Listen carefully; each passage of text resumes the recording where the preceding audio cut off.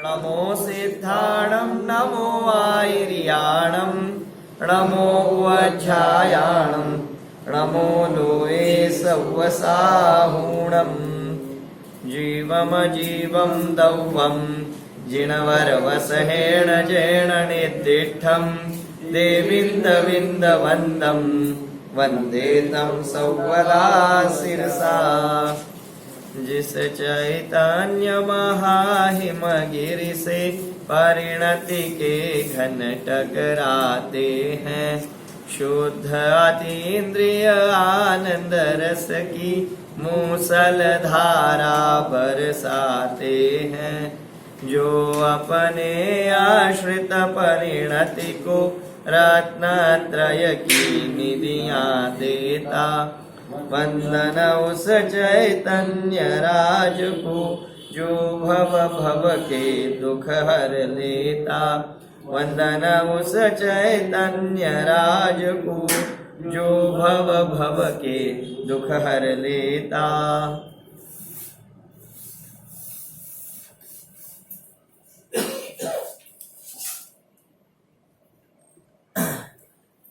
श्री निमिचंद्र सिद्धांतीदेव विरचित बृहद्रव्य संग्रह या ग्रंथांतर्गत आपण चर्चा करतो आहोत जीवाच्या सिद्धत्व विशेषाची, म्हणजेच या गुणधर्माची।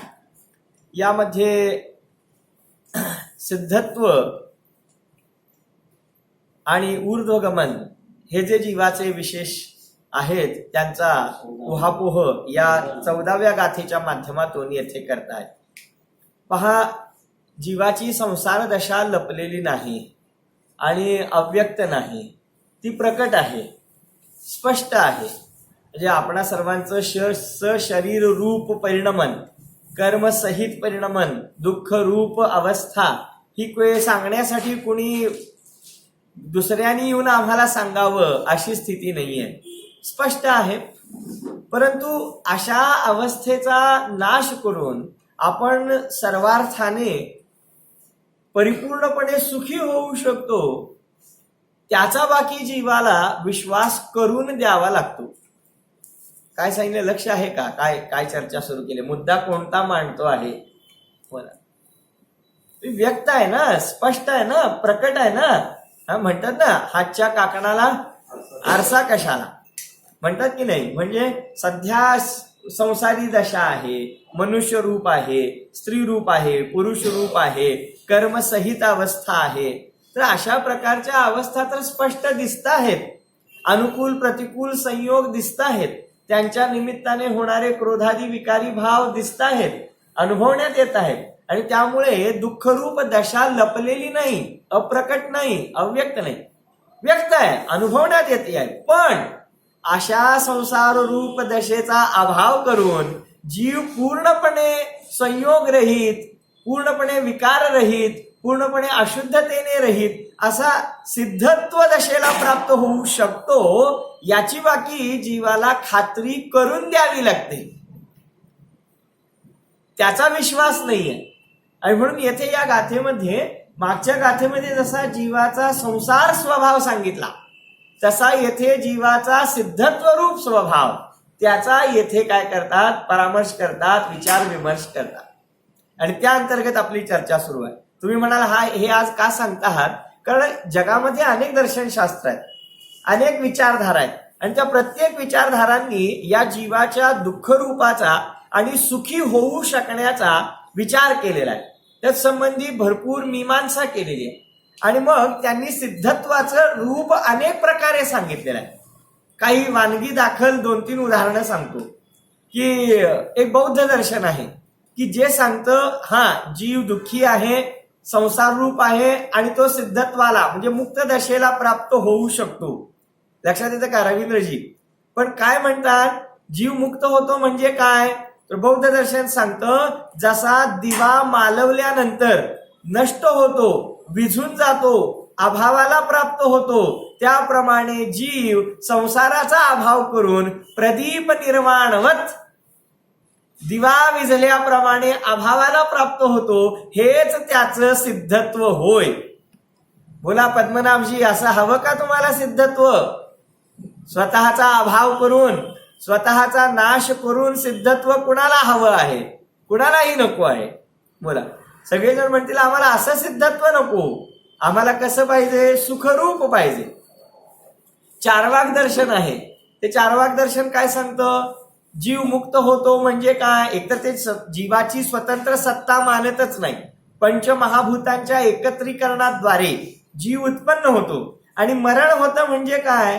हे 5 महाभूत है ना, कोणती? पृथ्वी, जल, अग्नी, वायू आणि आकाश, ही 5 पंचमहाभूते विखुरतात आणि आपापल्या मूळ स्रोताला जाऊन मिळतात आणि तेथे जीव नष्ट होतो, अशी धारणा आहे आणि ह्याच जीवाचा मोक्ष असं ते मानतात. आणखी एक दर्शन आहे की जे दर्शन काय सांगतं ठाऊक आहे? की आता आपण सगळे जीव आहोत, संसारामध्ये आहोत. जेव्हा जीव मुक्त होतो ना, तेव्हा तो जो कोणी ईश्वरी शक्ती आहे, जो कोणी परमेश्वर आहे, जगत नियंता आहे, तर तो त्याच्या सेवेला दाखल होतो आणि पुढचा काळ तो त्याच्या सेवेमध्ये राहतो. हाच त्या जीवाचा मोक्ष आहे. बोला, हा जयरांना असं पाहिजे का सिद्धत्व? साहेबाच्या ठिकाणी सदा काळासाठी सेवा करावी लागेल, चाकरी करावी लागेल. बोला, असं हवंय सिद्धत्व? ते म्हणतात कधी एकदा रिटायर होतो झालंय आत्ताच, आणि ह्या रिटायरमेंट नंतर सिद्धत्व प्राप्त करून पुन्हा दुसऱ्याची सेवा कुणी सांगितली? बोला, लक्षात येते काय चर्चा आहे?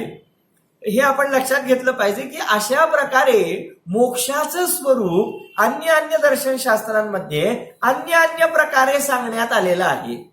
मग येथे जैन दर्शन काय सांगतं? सिद्धत्वाचं स्वरूप काय आहे त्याचा उलगडा करताना ही 14व्या क्रमांकाची गाथा लिहिली गेलेली आहे. मला आठवतं, मी अध्ययन करीत असताना जेव्हा 2ऱ्या वर्षात शिकत होतो तेव्हा जैन दर्शने मोक्ष विचार, जैन दर्शनामध्ये मोक्ष विचार कशा प्रकारे सांगितलेला आहे याच्यावरती एक लघु निबंध लिहिला होता आणि तो संस्कृत भाषेमध्ये लिहिलेला होता. एका विशिष्ट प्रसंगी तर तो जैन दर्शनामध्ये मोक्षासंबंधी काय संकल्पना केलेली आहे त्या संबंधी एक निबंध लिहिलेला होता. तो याच गाथांच्या आधारे लिहिलेला होता. मग काय सांगतात सिद्धत्वाचं स्वरूप? तर 14व्या गाथेच्या आधारे आपण पाहूया. चला म्हणूया 14वी गाथा. आवाज ऐकू येतोय का सगळ्यांना?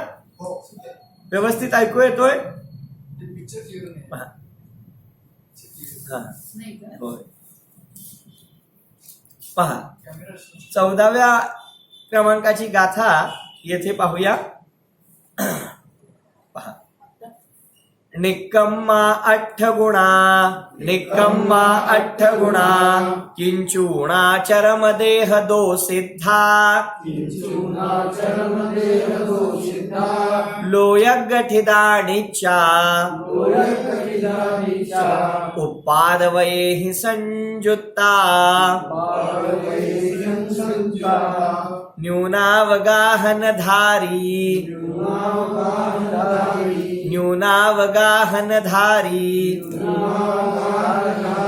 सिद्धा अष्टकर्म रहित, सिद्धा अष्टकर्म रहित, लोकाग्रस्थिता ध्रुवा, तरीहि उत्पाद व्यय सहित, तरीहि उत्पाद व्यय सहित. पहा, आता यातील आपण काही विशेषणांचा अभ्यास कालच्या व्याख्यानामध्ये केलेला आहे. सिद्ध कसे असतात, जीवाचा सिद्धरूप स्वभाव कसा असतो. निक्कम्मा निष्कर्म 8 कर्मांनी रहित असतात आणि 8 गुणांनी सहित असतात. तर काल आपण या 8 गुणांपैकी 5 गुणांची चर्चा केली होती. कोणकोणते गुण आपण काल पाहिले होते बरं? अनंत ज्ञान, अनंत दर्शन, सम्यक्त्व, अनंत वीर्य आणि अव्याबाधत्व. हे जे 5 गुण सिद्धांना प्रकट असतात त्यांची चर्चा आपण काल केली होती. आता आपण पुढच्या 3 गुणांची चर्चा करूया. बाबाने, जो रसनेचा लोलुपी जीव असतो, ज्याला चांगले चांगले खाद्यपदार्थ खायला आवडतात, त्याला ते कुठे मिळतात, कसे बनवले जातात, कसे प्राप्त करायचे, या संदर्भात चर्चा सुरू झाली की त्याचे कान टवकारतात. तो लक्षपूर्वक ऐकतो. ज्याला धनाची इच्छा आहे, ज्याला खूप धन मिळवून श्रीमंत व्हायचा आहे, त्याला अशा प्रकारचे संयोग मिळाले असता तो दत्तचित्त होऊन ऐकतो.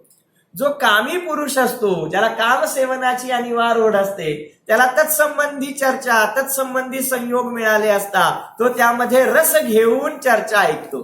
जो वीर रस आवडणारा, वीररस प्रिय जीव असतो, त्याला युद्धाचे नगारे वाजू लागले की त्याला स्फुरण चढतं. बोला. आणि ज्याला वीतरागता आवडते, ज्याला वीतरागता प्रिय आहे, ज्याला शांत रसाचा जो रसिक आहे, त्याला सिद्धत्वाची चर्चा सुरू झाली असता खऱ्या अर्थाने आल्हाद झाल्या वाचून राहत नाही. ज्याला जे हवं असतं तो त्याचा अर्थी असतो, त्याला तत्संबंधी संयोग प्राप्त झाले असता निश्चितच त्याला आनंदाची प्राप्ती होते. मग अशा प्रकारे आपण संसारार्थी आहोत की सिद्ध पदार्थी आहोत हे आपण काय केलं पाहिजे, स्वतःशी ठरवलं पाहिजे. तर येथे आता सिद्धत्वाच्या गुणांची चर्चा करतात आणि सांगतात 6वा गुण आहे तो म्हणजे सूक्ष्मत्व नावाचा गुण. सूक्ष्मत्व, हा सूक्ष्मत्व नावाचा गुण कोणत्या कर्माच्या अभावाने प्रकट होतो, तर हा नामकर्माच्या अभावाने प्रकट होणारा सूक्ष्मत्व नावाचा गुण आहे.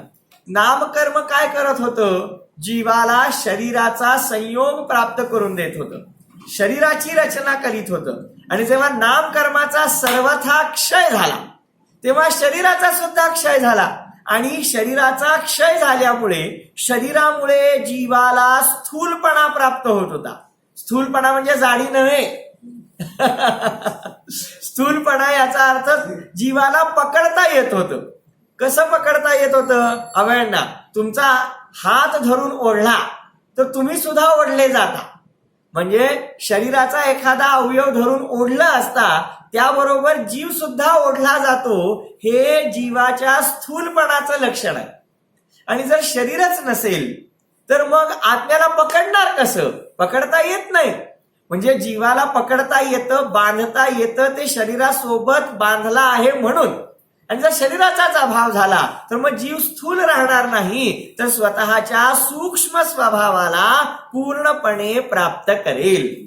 आणि म्हणून शरीराची रचना करणाऱ्या नामकर्माचा सर्वथा अभाव केल्याने जीवाचा सूक्ष्म स्वभाव पूर्णांशाने प्रकट होतो. तोच सिद्धांचा सूक्ष्मत्व नावाचा गुण आहे.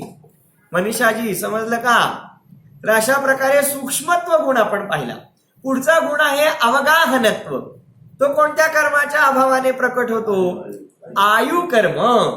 आयु नावाचं जे आघाती कर्म आहे, जे की जीवाला विविध प्रकारच्या गतींमध्ये, विविध प्रकारच्या आयूंमध्ये काही काळाकरता बद्ध ठेवतं.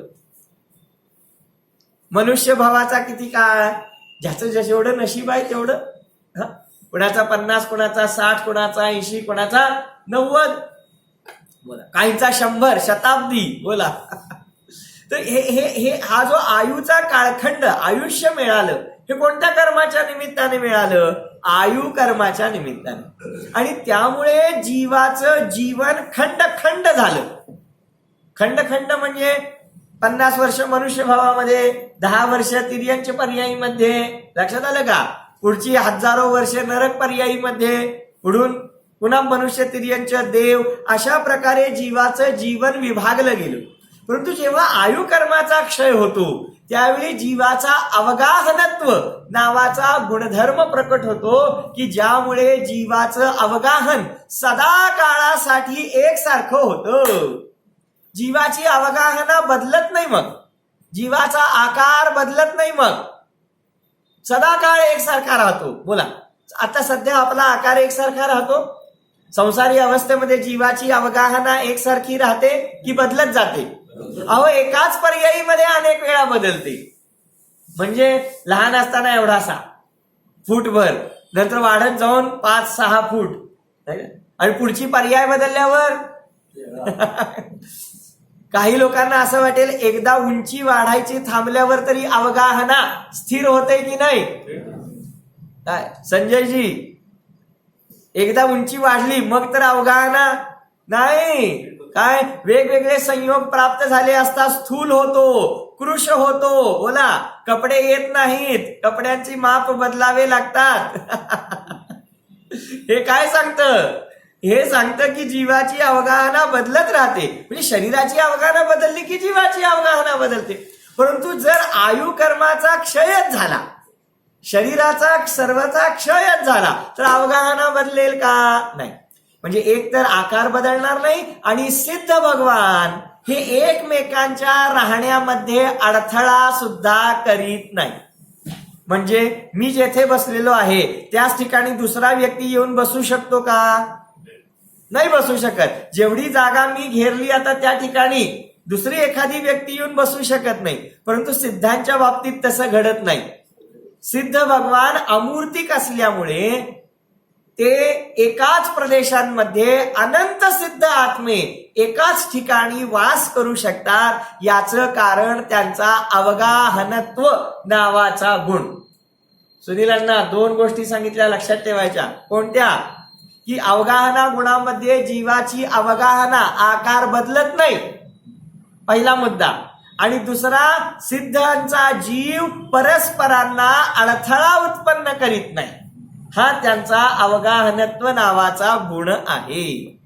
समजलं? कदाचित प्रश्न विचारला जाईल बघा हे व्याख्यान झाल्यावर, अवगाहनाचे 2 मुद्दे सांगा म्हणून. लक्षात ठेवायचे. तर अवगाहनत्व गुण झाला तो की आयु कर्माच्या अभावामध्ये प्रकट होतो. आता शेवटचा गुरु लघुत्व नावाचा गुण, तो कोणत्या कर्माच्या अभावाने प्रकट होतो? तर गोत्र नावाच्या कर्माच्या अभावाने हा अगुरु लघुत्व नावाचा गुण प्रकट होतो. गोत्र कर्म काय करत होतं? संसारी अवस्थेमध्ये असताना गोत्र कर्माच्या उदयाच्या निमित्ताने जीव उच्च गोत्राचा किंवा नीच गोत्राचा अशा प्रकारे त्याची संभावना केली जात होती. म्हणजे उच्च विचारांचा असेल, उच्च कुळामध्ये जन्मला असेल, आचरण विशुद्ध असेल, विचार उच्च दर्जाचे असतील तर तो जीव उच्च गोत्राचा, आणि हलके विचार असतील आणि आचरण पद्धती अतिशय हीन असेल, निंद्य कुळात जन्माला आला असेल आणि निंदनीय कार्य करीत असेल, त्याचं नाव नीच गोत्रातला जीव.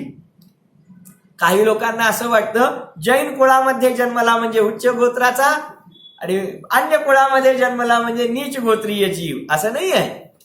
निश्चितच जैन कुळामध्ये जन्मणं हे उच्च गोत्राचं लक्षण आहे, यात काही शंका नाही. परंतु हा धर्माच्या आधारे गोत्र कर्माचा उदय नाहीये, हे इथं आपण काय केलं पाहिजे? समजावून घेतलं पाहिजे.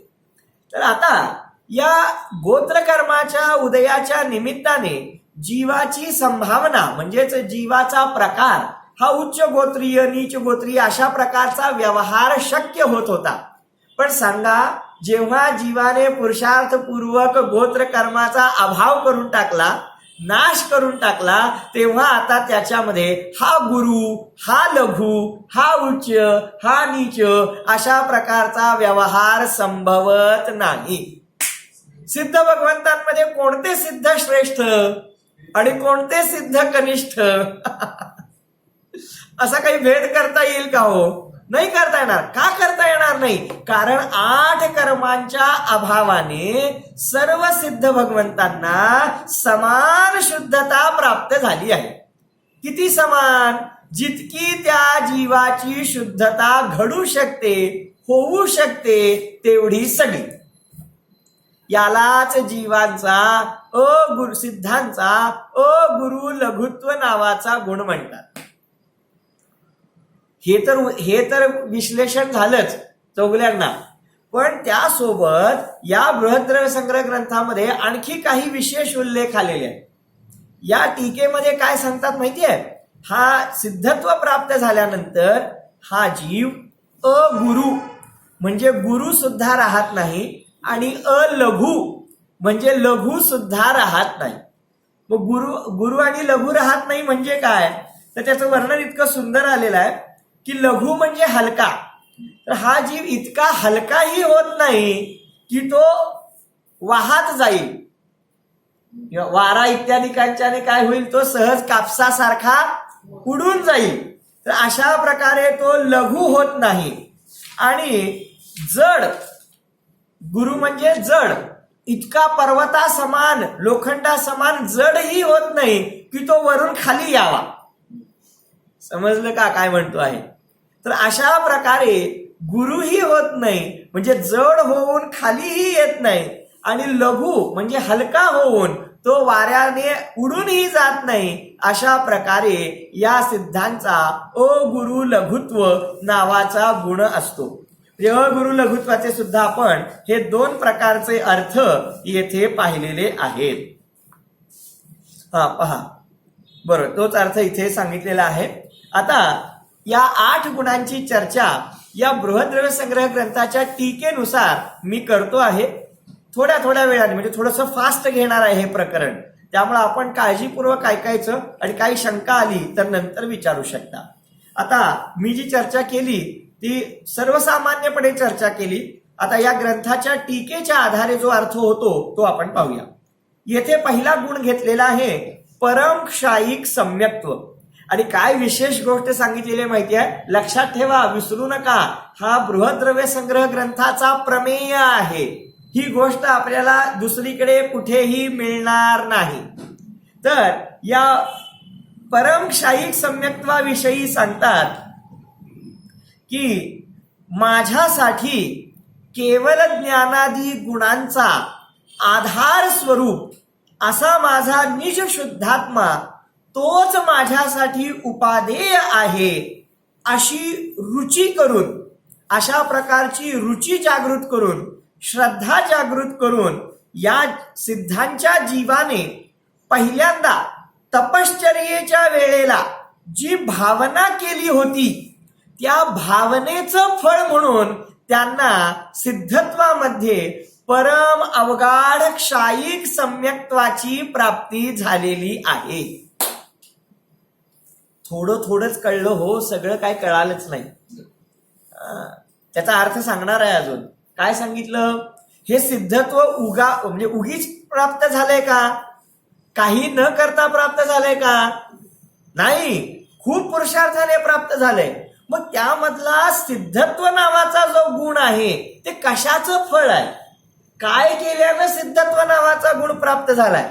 पहा, तुम्ही कुठेही जा, कुठलाही पिता आपल्या मुलाला हेच सांगताना दिसतो की आज तुला हे जे दिसतं आहे ते उगीच निर्माण झालेलं नाही, ते काय फुकाफुकी आलेलं नाही, त्यासाठी काय करावं लागलंय ते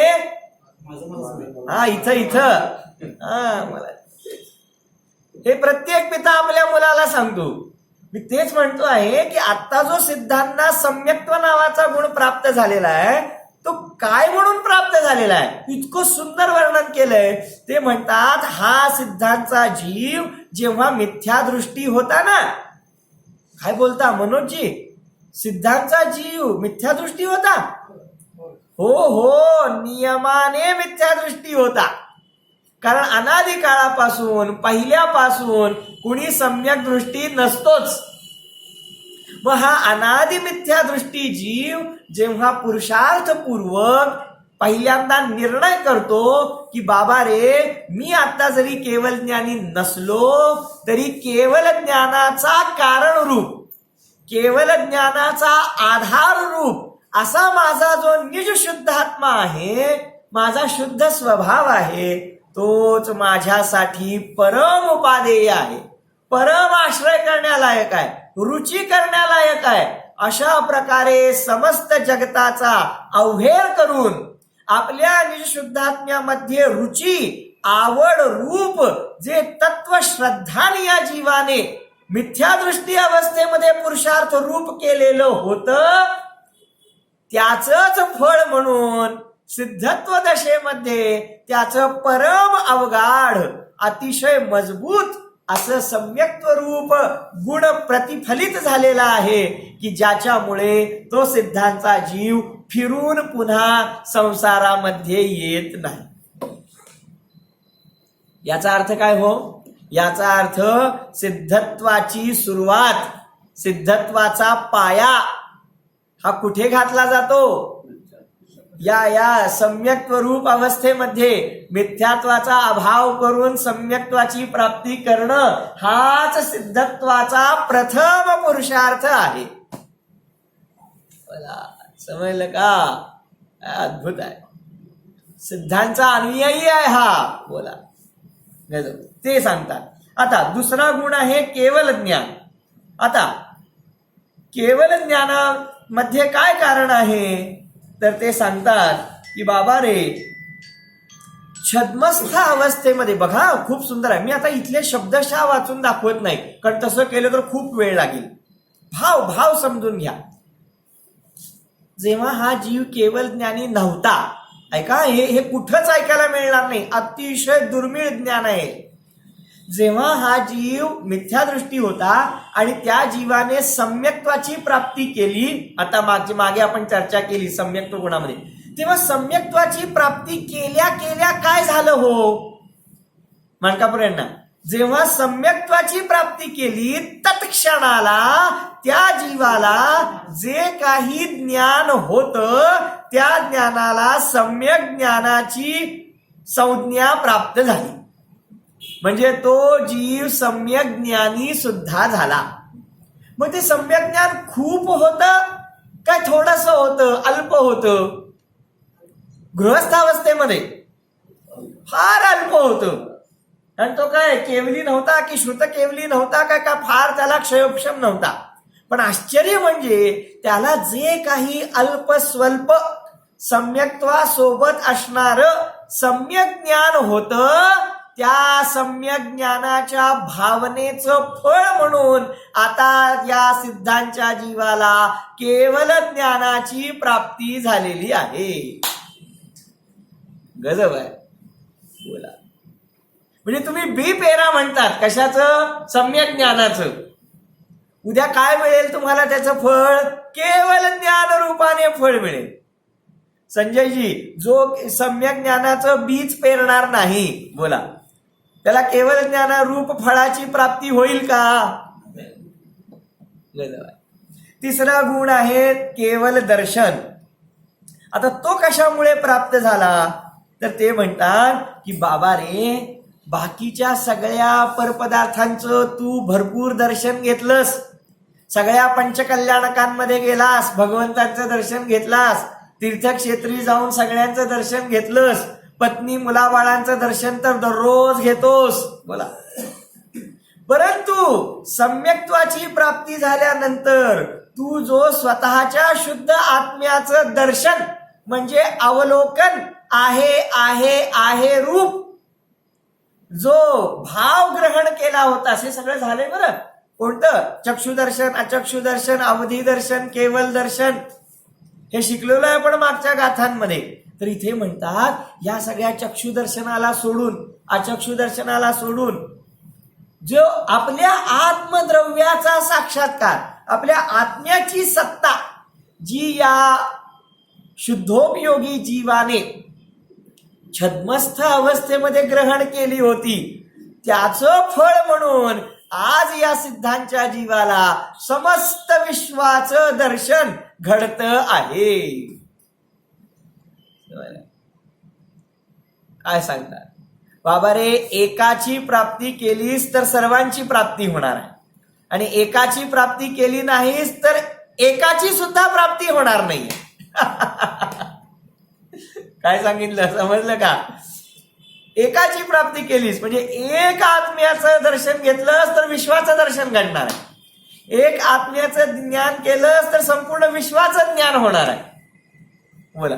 आणि आम्ही काय करतो? आत्म्याचं ज्ञान सोडून विश्वाच्या ज्ञानामागे लागतो. एक आत्म्याचं दर्शन सोडून बाकीच्या सर्वांच्या दर्शनाच्या मागे लागतो. आणि मग काय घडतं? निदान त्यांचं तरी दर्शन ज्ञान घडतं की नाही? त्यांचं सुद्धा दर्शन ज्ञान वास्तवामध्ये घडतच नाही. अद्भुत आहे. हा विषय खूप मोठा आहे, विस्तार रूपाने आहे. उदाहरण म्हणून सांगतो. उदाहरण, समजा कोणताही जीव घेऊया, संसारी जीव, मला आत्म्याचं श्रद्धा ज्ञान नाही आहे असं गृहीत धरून मग मी हे जे म्हणतो आहे हे काय आहे? दिसतंय तुम्हाला हे काय आहे? घड्याळ आहे, घड्याळ आहे. मग मला माझं ज्ञान तर नाही आहे, मी कोण आहे हे मला ठाऊक नाही आहे, आणि मला हे ठाऊक आहे की हे घड्याळ आहे. आता तृप्तीजी, हे घड्याळ आहे असं जे माझं ज्ञान आहे ते ज्ञान सत्य ज्ञान आहे की असत्य ज्ञान आहे? काय म्हटलं? मला माझ्या आत्म्याचं ज्ञान नाही आहे, मिथ्या दृष्टी आहे. आणि अशा वेळेला मला हे घड्याळ आहे याचं जे ज्ञान आहे, ह्या ज्ञानाला सत्य ज्ञान म्हणायचं का असत्य ज्ञान म्हणायचं? सत्य आहे, अहो घड्याळच आहे ते. खडू नाही आहे, माईक नाही आहे, पुस्तक नाही आहे, चष्मा नाही आहे, घड्याळाला घड्याळच म्हणतोय मी. मग हे ज्ञान सत्य ज्ञान की असत्य ज्ञान? काय झालं म्हणणार? सगळं जग म्हणतं सत्य ज्ञान, जैन आचार्य म्हणतात असत्य ज्ञान. का असत्य ज्ञान? हो का? सांगतो. बँक वगैरे इत्यादी मध्ये गेल्यानंतर ना तिथं ओळख पटवावी लागते, ओळख द्यावी लागते ना. विवेकजी, नवीन खातं वगैरे काढायचं असेल किंवा काही आर्थिक व्यवहार करायचे असतील तर जामीन द्यावा लागतो, ओळख द्यावी लागते, तरच तुम्हाला तिथे त्या आर्थिक गुंतवणूक असणाऱ्या संस्थेमध्ये एंट्री मिळते. हे तर सर्वांना ठाऊक आहे की नाही? मग ठीक आहे, मग असा एखादी व्यक्ती गेली आणि त्याला ओळख द्यायची आहे, मग तो ओळख मध्ये देतो. मग अशी ओळख दिली तर चालेल का? मी या माणसाला ओळखतो नक्की, पण मी कोण आहे ते मला माहित नाही. काय सांगितलं की या माणसाला मी ओळखतो, तुम्ही निश्चित याला सभासद करून घ्या, हा विश्वास आहे, पण मी कोण आहे मला माहित नाही, माझ्यावर विश्वास ठेवू नका. अशी ओळख चालेल का? अजिबात चालणार नाही. म्हणजे ज्याला मी कोण आहे याचा निर्णय नाही, तो इतरांची ओळख काय करून देणार आणि त्या ओळखीवरती कोण विश्वास ठेवणार? अगदी त्याचप्रमाणे ज्याला स्वतःच ज्ञान नाही, त्याला इतर पदार्थांचं ज्ञान बरोबर झालेलं आहे, याच्यावर कोण विश्वास ठेवणार? बोला. समजलं का? हा मूलभूत सवाल आहे, मूलभूत. आपण विचार केला पाहिजे. हो, मग सगळं जग यावरच चाललंय, होय ना? जग यावरच चाललंय आणि जग जगामध्येच राहत आहे, संसारामध्येच परिभ्रमण करत आहे. बोला. आणि म्हणून तर कोणाला सुखाची प्राप्ती होत नाहीये. हे आपण इथे समजून घेतलं पाहिजे. आणि म्हणून इथे म्हणतात की बाबा रे, तू बाकीच्या सर्व पदार्थांचं दर्शन घेतलंस, बाकीच्या सर्व तीर्थक्षेत्रांचं दर्शन घेतलंस, शुभ अशुभ परिणामांमध्ये कारण असणाऱ्या सर्व परपदार्थांचं दर्शन घेतलंस, परंतु ज्याच्या दर्शनाने तुझ्या समस्त कर्मांचा नाश होणार आहे अशा तुझ्या शुद्ध तत्वाचं दर्शन बाकी तू आजपर्यंत घेतलंच नाहीस. आणि त्यामुळे काय घडलं? ज्याचं दर्शन घेतलंस ते दर्शन न राहता प्रदर्शन झालं. काय झालं? गजब आहे. लोकांच्या देवदर्शनामध्ये सुद्धा फरक पडतो. काय सांगितलं मी? लोकांच्या देवदर्शनामध्ये सुद्धा फरक पडतो. कशाने? मंदिरात किती लोक उपस्थित आहेत याच्यावरती. देवदर्शन घेताना किती वेळ देवदर्शन घेणार? जास्त लोक असतील तर जास्त लोक घेणार, जास्त वेळ घेणार, कारण लोक बघतायत ना मला. आणि कुणी नसेल तर पटकन नमस्कार केला, नमोकार मंत्र 3 वेळा म्हटला आणि बाहेर आला. कुणासाठी देवदर्शन घेतो आहेस? लोकांच्यासाठी की स्वतःसाठी? बोला. विचार करण्यासारखी गोष्ट आहे. इतर लोक असतील, खूप मोठं तिथं काहीतरी आयोजन झालं असेल, प्रयोजन झालं असेल, संगीत इत्यादी असेल, तर मग याचं मन लागतं, अन्यथा मन लागत नाही. बाबा रे, हे दर्शन नाही, वास्तवामध्ये प्रदर्शनच आहे. आणि इथे म्हणतात सिद्धांना जे केवळ दर्शन प्रकट झालेला आहे, तो जो अल्प स्वल्प पुरुषार्थ केला होता, निज आत्म्याची सत्ता अवलोकन करण्याचा, त्याचाच पुढे जाऊन केवळ दर्शनामध्ये परिपाक झालेला आहे. तुम्हाला माहिती आहे गंगेचं पात्र किती मोठं आहे? गंगा नदी किती विशाल पात्राने वाहते आणि तेव्हा जी समुद्राला जाऊन मिळते तेव्हा तिचं रूप किती मोठं आहे. परंतु जेव्हा ती उगम पावते तेव्हा अगदी बारीक धार आहे. बोला, मूळ उगमाच्या ठिकाणी की ती कुणीही कल्पना करणार नाही की पुढे जाऊन या नदीचं स्वरूप एवढं मोठं होणार आहे. ते तिथं सांगतात. आज जे केवळ ज्ञान दिसत आहे देशपांडे सर, आज जे केवळ ज्ञान आणि केवळ दर्शन दिसत आहे त्याचा उगम कुठे आहे? त्या सम्यक्त्वाच्या भूमिकेमध्ये जो अल्पस्वल्प पुरुषार्थ केला होता, बस त्याचं फळ म्हणून आज या केवळ ज्ञान, केवळ दर्शन आणि या परम अवगाढ सम्यक्त्वाची प्राप्ती झाली. चला पुढे.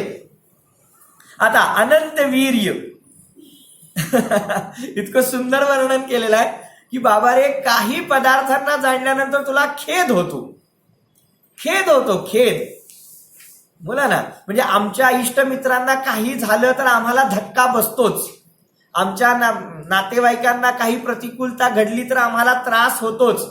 पण आश्चर्य म्हणजे ज्यांच्याशी आम्हाला काहीही संबंध नाही, अशा परदेशातल्या, दुसऱ्या खंडातल्या, 7 समुद्रापार असलेल्या लोकांना सुद्धा जर भयंकर आपत्तीला तोंड द्यावं लागलं, भीषण संकटांना तोंड द्यावं लागलं आणि ती खबर, ती बातमी आम्ही पेपरमध्ये वाचली, तरी सुद्धा आम्हाला खेद झाल्या वाचून राहत नाही. खरं आहे की नाही? खरं आहे. मग विचार करा, जर आम्हाला ही थोडीफार माहिती कळाल्यानंतर खेद होतो, कष्ट होतात, अरे रे असं व्हायला नको पाहिजे होतं असं वाटतं. सिद्धांना तर विश्वातल्या सगळ्या घटना एकाच वेळेला, एकाच क्षणाला, कोणत्याही पेपर शिवाय, इंटरनेट शिवाय, ईमेल शिवाय जाणण्यात येत आहेत. आणि घडल्यानंतर नाही, घडण्यापूर्वीच, का? कारण ते केवळ ज्ञानी आहेत. मग त्यांना किती खेद व्हायला पाहिजे. तुम्हाला आम्हाला विस्मरणाची तरी सोय आहे. म्हणजे 6 महिने झाले, 8 महिने झाले, वर्ष झालं, विसरलो आम्ही, तो खेद गेला. अरिहंतांना, सिद्धांना विस्मरणाची सोय नाही. मग त्यांना किती दुःख व्हायला पाहिजे, परंतु दुःख होत नाही. का दुःख होत नाही? अनंत शक्ती, अनंत वीर्याचा विकास झालेला आहे. हे पुराण वाचन नाही चाललं आहे, हे प्रॅक्टिकल बोलतो आहे. वाटतंय की नाही प्रॅक्टिकल? काही आजपर्यंत भिडता आहे की नाही, की ऐकून सोडून द्यायचं आहे? अरे तुमच्या माझ्या जीवनात दररोज घडणाऱ्या घटना आहेत या. घरी कुणी काही नुसतं बोललं तरी झालं, लगेच मूड ऑफ झाला, 2 दिवस बोलायचं नाही, काय खायचं नाही. बोला, अशांतता, क्षोभ. केव्हापर्यंत? जोपर्यंत पान पलटून दुसरा प्रसंग घडत नाही तोपर्यंत. अहो, सिद्धांचं पान पलटतच नाही, केवळ ज्ञानाची प्राप्ती झाली आहे. मग तरी सुद्धा खेद खिन्न होत नाहीत. त्यांच्या अनंत जन्मातले आईबाप, त्यांचे आईबाप म्हणजे आई, माता पित्या रूपामध्ये असणारे जीव कुठे कुठे असतील कल्पना करा. सिद्धांचा जीव संसारात असताना त्यांचे जे इष्ट मित्र नातेवाईक असतील ते काय सगळे सिद्धत्वाला प्राप्त होत नाहीत. मग ते सगळे जीव कुठल्या कुठल्या पर्यायीत असतील, ते सगळं त्यांना युगपत एकाच वेळी जाणण्यात येत असतं, तरी सुद्धा खेद खिन्न होत नाही. अहो, आपली दिलेली मुलगी सासरी काहीतरी कष्टात आहे असं नुसतं वाटलं तरी मात्या पित्यांची झोप नाहीशी होते. बोला, खरं आहे की नाही? पक्क कळालेलं नाही अजून, शंका आली आहे, तरी सुद्धा जरा जाऊन येतोच, जरा बघून येतोच काय झालंय. बोला. आणि इथं तर किती जन्मातल्या, किती कन्या, किती संयोग, किती माता पिता, मुली, त्यांचे जीव आता कुठे कुठे नरकांमध्ये दुःख भोगतायत, कुठे कुठे स्वर्गांमध्ये आहेत. हे सर्व त्या सिद्धांना, अरिहंतांना कळत असतं ज्ञानाद्वारे, पण दुःख अजिबात होत नाही. का दुःख होत नाही? एक तर वीतरागता आणि दुसरं महत्वाचं कारण म्हणजे अनंत शक्ती, की ज्यामुळे ते खेद खिन्नतेला प्राप्त होत नाही. एवढी शक्ती त्यांना कुठून मिळाली? फार मार्मिक चर्चा आहे. तुम्ही आता किती रस घेता त्याच्यावर अवलंबून आहे. एवढी शक्ती आली कुठून? विवेकजी फार ऐकण्यासारखं आहे. ही सिद्धांमध्ये अनंत शक्ती आली कुठून? ऐका, हो ऐका. साधना करताना, तपश्चर्या करताना एकदम तपश्चर्या झालेली नाही आहे. त्यामध्ये अडचणी आल्या होत्या. कुणीतरी जाणून बुजून उपसर्ग केले होते. कर्मांच्या उदयाने परिशह झाले होते.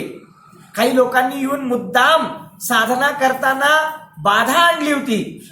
उपसर्ग केले होते. जसा पार्श्वनाथांवरती उपसर्ग केला होता ना कमठाने, तसा मुनी जीवनामध्ये या सिद्धांना सुद्धा बऱ्याच लोकांनी उपसर्ग केले होते अनेक जन्मांमध्ये. त्यासोबत कर्मांच्यामुळे भूक, तहान, ज्ञान, अज्ञान असे अनेक परिशह सुद्धा त्यांना सहन करावे लागले होते. आणि अशा उपसर्ग आणि परिशहांना हे सिद्धांचे जीव बळी पडले नाहीत. त्यावेळी त्यांनी जेवढी शक्ती होती त्या शक्तीचा उपयोग करून त्या उपसर्ग आणि परिशहांना जिंकलं. तीच शक्ती आता वृद्धिंगत होऊन अनंत वीर्याला प्राप्त झालेली आहे. म्हणजे मी तपश्चर्या करताना का जिंकू उपसर्गांना? कशाला शक्ती लावू? बाबा रे, शक्ती लावली नाहीस तर काय होणार आहे? त्याचं रूपांतर अनंत वीर्यामध्ये, मूल गुणामध्ये होणार नाही. कित्येक लोक काय म्हणतात, अहो आम्ही रात्री भोजनाचा त्याग केलेलाच आहे, परंतु नियम घेतलेला नाही.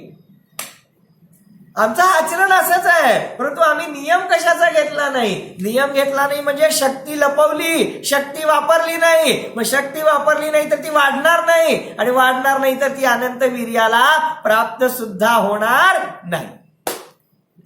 समजलं का? पहा काय सुंदर सांगतात. ते म्हणतात उपसर्ग परिशहांना संयमाला प्राप्त करण्यासाठी जे बीज लावलं होतं तीच शक्ती वाढून पुढे काय होते? अनंत वीर्याला प्राप्त करते. पहा आता सूक्ष्मत्व गुणाचं इथे आणखी एक वेगळं कारण सांगतात. मगाशी सांगितलं होतं, येथे आणखी एक उदाहरण सांगतात, खूप सुंदर आहे. ते म्हणतात सिद्धांचा आनंद, सिद्धांचं स्वरूप तुम्हाला पूर्णांशानं सांगता येईल का? किती तास सांगूया श्रुतेशजी, पंडितजी? सिद्धांचं वर्णन किती तास करूया आपण? किती दिवस करूया? म्हणजे संपूर्ण सिद्धांचं स्वरूप सांगून होईल? अहो ते सिद्ध चक्र विधान जरी घेतलं 8 दिवस तरी सुद्धा ते पूर्ण होत नाही. मग सांगताच येत नाही. सिद्धांच्या, ऐका हो ऐका, सिद्धांच्या पर्यायीतला एक समयाचा आनंद, सिद्धांच्या पर्यायीतला एक समयाचा आनंद अनादी काळातील भूतकाळ, पुढच्या अनंत भविष्यकाळ आणि सध्याचा वर्तमान काळ, या तीनही काळातले सगळे शब्द एकत्रित केले तरी त्या तीनही काळातील सर्व शब्दांनी सुद्धा सिद्धांच्या पर्यायीतल्या एका समयाचं आनंद सांगता येत नाही. तुम्ही म्हणाल एवढा अलौकिक आनंद आहे म्हणून तर ध्रुव मचल मनोवम गदिम पत्ते, समयसाराच्या मंगलाचरणामध्ये म्हणतात, वंदित्तु सौव सिद्धे ध्रुव मचल मनोवम गदिम पत्ते. ध्रुव, अचल आणि अनुपम गतीला प्राप्त असे सिद्ध भगवान. बोला, मला सांगा, ज्यांच्या पर्यायीतला आनंद वर्णन करण्यात येत नसेल तर तो आनंद ज्या गुणाची पर्याय आहे त्या गुणाला सांगता येईल? आणि अशा अनंत गुणांचा रत्नाकर जो आहे त्या द्रव्याला सांगता येईल? ज्याची पर्याय सांगता येत नाही त्याचा गुण काय सांगता येणार आणि त्याचं द्रव्य काय सांगता येणार? यावरून लक्षात घ्या की ते सिद्ध भगवान किती महिमाधारक आहेत. आणि अशा वेळेला इतक्या अनंत महिमेला धारण करणाऱ्या सिद्धांना तुम्ही आम्ही जाणू शकत नाही. मग कोण जाणू शकतात? सिद्धच जाणू शकतात. तुम्ही आम्ही जाणू शकत नाही, मग कोण जाणणार? सिद्धच जाणू शकतात. म्हणून त्यांना सूक्ष्मत्व नावाचा गुण आहे. काय काय काय सांगितलं? सिद्धांचं स्वरूप फक्त सिद्धच जाणू शकतात. ऐऱ्या गैऱ्याला त्यांचं स्वरूप पूर्णांशानं कळू शकत नाही, म्हणून ते सूक्ष्म स्वभावी आहेत. असा त्यांचा सूक्ष्मत्व नावाचा गुण आहे. ठीक आहे. आता आणखी 2-3 गुण बाकी आहेत, त्यांची चर्चा यथासमय करूया. बाबा रे, सिद्धांची महिमा काही अलौकिक आहे. सिद्ध चक्र विधान जे म्हणतो ना, येथे चक्र शब्दाचा अर्थ समूह आहे. सिद्ध चक्र माहित नसतं लोकांना, चक्र म्हणजे चाक. मग सिद्धांचं चाक कुठं असतं? मग सिद्ध चक्रचा अर्थ काय होतो? सिद्धांचा समूह. अनंत सिद्धांचा समूह म्हणजेच सिद्ध चक्र, आणि त्यांची पूजा करणारं विधान म्हणजे सिद्ध चक्र विधान. अशा अनंत सिद्ध परमेष्ठींची वंदना करून त्यांच्या महिमेला आमच्या अंतरंगात धारण करून सिद्धत्वाचा पुरुषार्थ करणं, खऱ्या अर्थानं हेच जिनशासनाचं अलौकिक मर्म आहे, तोच उपदेश आहे. याच सिद्धत्वाची स्थापना आपल्या अंतरंगात आपण करावी, या मंगल भावनेने ओम नमः.